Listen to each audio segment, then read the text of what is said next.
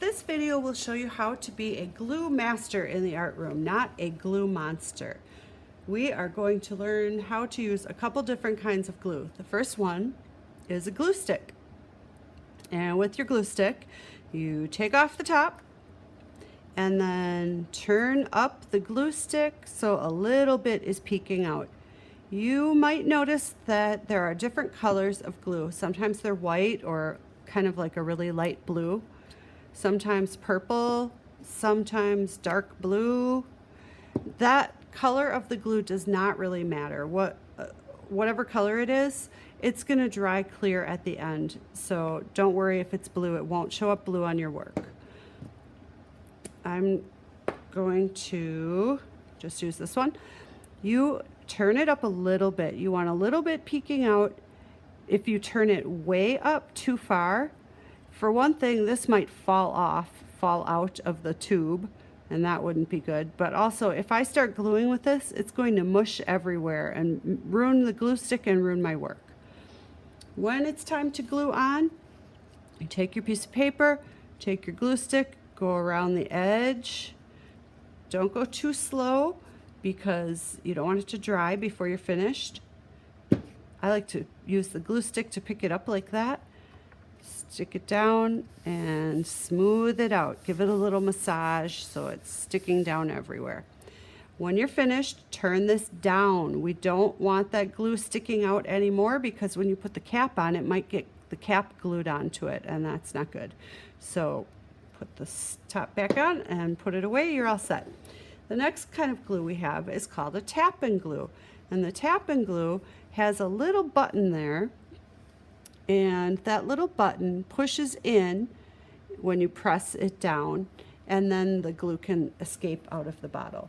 So with these, you get your piece of paper ready, and first of all, there might be some dried glue on there. You can try to pick it off with your finger. If not, you might need to rub it on the edge of the table a little bit to get it started and then peel it off. Then you turn it upside down, and when you press down, I'm going to choose a darker color paper so that you can see it better. When you press down and you squeeze the bottle at the same time, a little bit of glue is going to come out. Now that is perfect if you want to glue something really small. It's not so good for this big piece, but say I had a little paper punch dot. Let me grab one. Say I have a little paper punch dot and I want to glue that on. That is perfect for that because I just want a tiny bit. So tap-in glue is used like that. I'll do another one.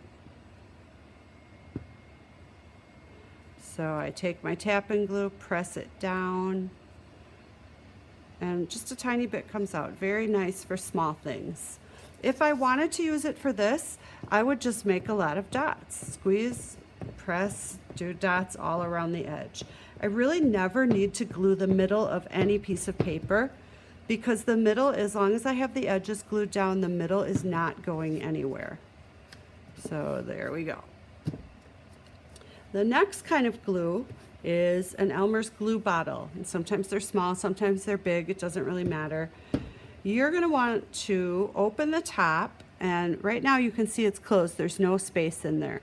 Open the top, and then you're gonna listen, give it a squeeze and listen. I don't know if you can hear that, but there's a little bit of air moving. Maybe this one's louder. If you can hear air moving like that, you're good to go. If you squeeze it and nothing happens, first double check that the top is actually open. Try again. If it still doesn't work, try opening it and closing it a few times. Sometimes that loosens up some dried glue up there. Try scraping it on the edge of the table or picking it off with your finger. But never, never, never, never take a pair of scissors and try to stick it in there, or take a pencil and try to stick it in there. You will upset your art teacher. You will ruin your glue bottle. You will make a mess. Instead, and you'll waste time. Instead, just go get a different glue bottle or ask for help, okay? Next, when it is time to glue with the glue bottle, Remember, you're trying to be a glue master. A glue master does not hold their bottle way up and squish glue everywhere. A glue master does not use a giant dot of glue. If I do that, when I turn this over, it's going to drip. Oh no, I've got glue all over. Then when I press it down, it's going to ooze out all over. Oh, what a mess. It might even get on your fingers. Oh, what a mess.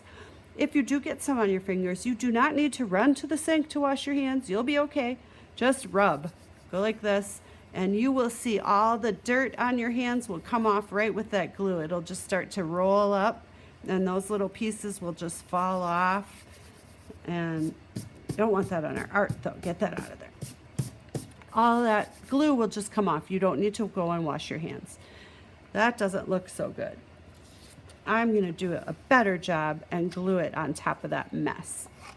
So when I'm being a glue master, I take my shape. I never put the glue here, because what if I go like this and I say, okay, that looks about right.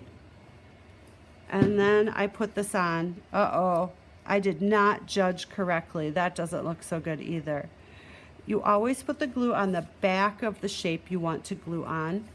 So I take the tip. When I see the glue is coming out, I'm going to use the tip and spread the glue. And I'm only going around the edges. I do not need any glue in the middle, because once the edges are glued down, the middle cannot go anywhere. Then if I turn this over, I don't need to worry about it dripping anywhere. And then I can just press it down. No oozing and goozing, nothing squirting out on the edges. Everything looks all nice and neat over here. Got some on my hand, just rub it off. And that's it. That's how you work to be a glue master in the art room, with your glue stick, with the tap and glue bottle, and with regular Elmer's glue bottle. Hope you learned how to be a glue master.